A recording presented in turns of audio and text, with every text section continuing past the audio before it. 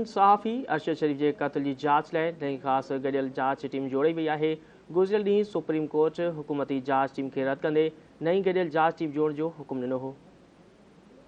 Supreme court में अरशद शरीफ क़त्ल case बाबत पाण मुरादे नोटिस की ॿुधणी दौरान एडिशनल अटार्नी जनरल अदालत के हुकुम ते नई JIT मौजूद पेश थियो।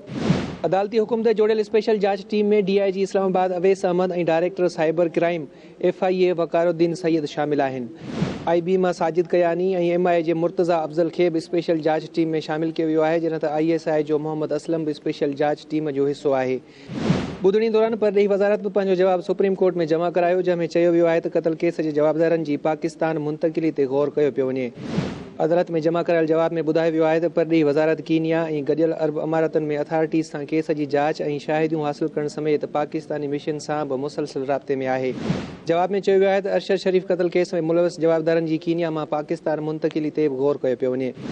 गडियल अरब इमारातन खां शाहिदियूं गॾु करण और कानूनी मदद लाइ घरू वज़ारत के दरख्वास्त मोकिले छॾी आहे। परॾेही खातो स्पेशल JIT सां हर मुमकिन सहकार कंदो।